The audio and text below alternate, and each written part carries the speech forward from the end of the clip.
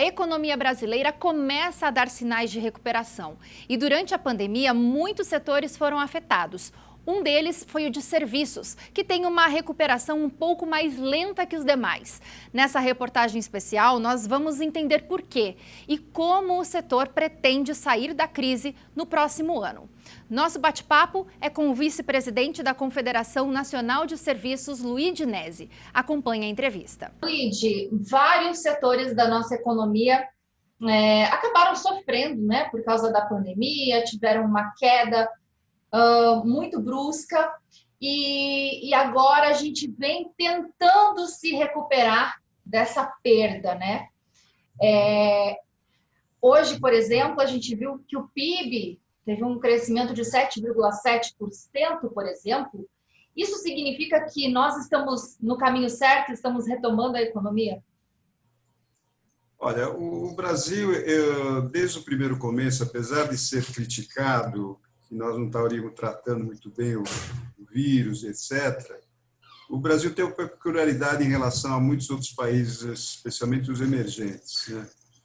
Nós temos uma economia sólida que nos garante um colchão, praticamente, que é o agronegócio e a exportação de minérios e matéria-prima, etc. Esse colchão é garantido, garante quase 30%, 40% do PIB brasileiro. Então, isso é uma vantagem que nós temos, por exemplo, um país que não tem esse tipo de colchão de base para poder viabilizar. Nós tivemos a primeira queda, que foi o setor de serviços que sofreu, porque foram fechados todas as quase atividades de serviços, né? Esse sofreu, enquanto que a parte de exportação, de fabricação de produtos alimentares, etc., exportação de minério, etc., isso não teve queda praticamente, né? Tomando aos poucos, o serviço é o primeiro que sofre e o último a voltar. Nós representamos mais de 70% do PIB hoje, né, na área econômica, o setor de serviços. Então, isso reflete muito na evolução do PIB, do nosso PIB. E agora, com a volta do setor de serviço, a economia volta a crescer e o PIB volta a crescer. Por que o setor de serviços, por exemplo, é um dos setores com essa recuperação mais lenta? É porque é o último setor que você chama para voltar depois de um processo de epidemia que nem o nosso. Então, é um setor que sofreu de cara. E agora é que está voltando algumas coisas, mas algumas coisas não voltaram. Por exemplo, a área de eventos praticamente não voltou ainda hoje. A área de academias, etc., apesar de ter um decreto presidencial, uma decisão presidencial que é um setor de necessidade, não foi contemplado pelos prefeitos e nem pelos governadores. Quando a gente vê essa questão do PIB, que cresceu 7,7% no último trimestre, é lógico que é um resultado positivo, mas isso não quer dizer que a gente está eliminando as perdas da pandemia, né? Durante a pandemia, se você fechar um restaurante, você volta, quando você abre o restaurante novamente, o fulano não vai comer dois almoços, 2 jantares ou 2 cafés da manhã, né? Ele vai continuar aqui. Então, quem fechou durante o processo de pandemia, esses setores perderam. Ninguém vai fazer uma academia ou alguma outra coisa 2 vezes ou mais quando dá volta. Infelizmente, durante esse período, o setor não teve atividade econômica nenhuma, né? Então, são setores que perderam mesmo, esses perderam. A indústria tem uma vantagem, porque se você não comprou um sapato durante o período da epidemia, mas depois que volta, você pode comprar 2 sapatos, né? Agora, você não pode comer 2 vezes e nem jantar 2 vezes. Você vai engordar demais.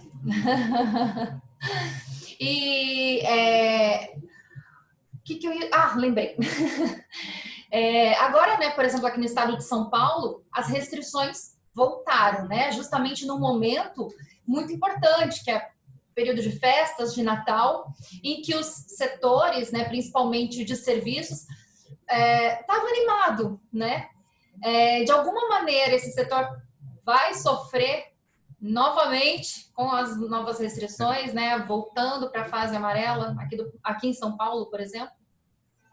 Pois é, as festas já estavam todo programado, todo mundo estava esperando, vamos ter festa, etc. De repente, o fulano fala, não tem festa porque apagou a luz e não vai ter luz para vocês acender nas festas. É o que está acontecendo agora, infelizmente.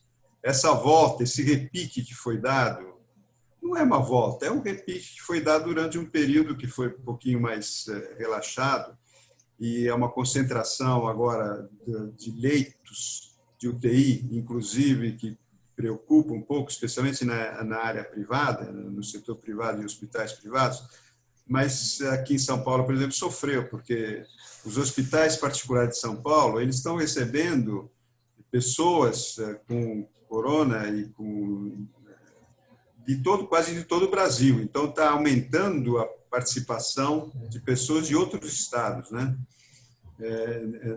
Para serem tratados nesses hospitais da rede particular.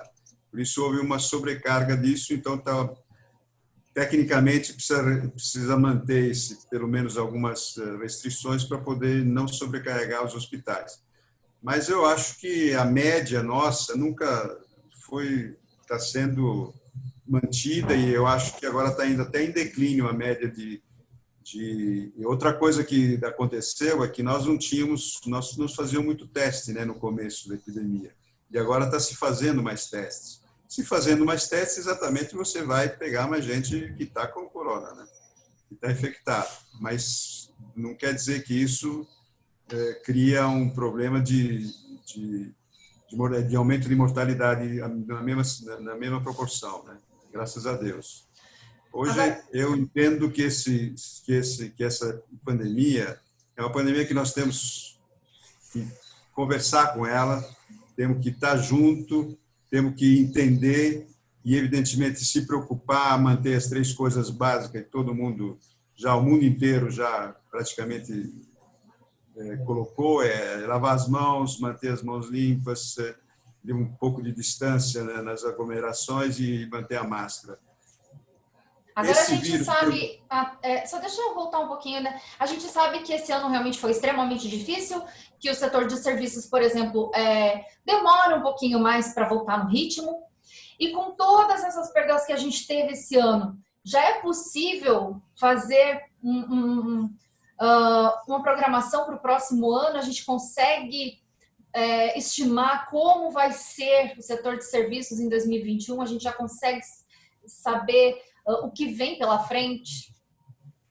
Bom, a recuperação em V, que inclusive o ministro Guedes fala, efetivamente está acontecendo. Pode ser que seja a curva um pouco menos inclinada do que estava previsto, mas essa é uma coisa que vai acontecer. O setor vai se preparar e vai voltar, especialmente os serviços prestados às famílias, etc., que também sofreram muito, né?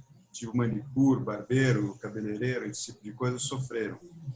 Isso vai voltar, acredito que volte logo que haja uma diminuição da carga sobre os hospitais aí, com relação à doença.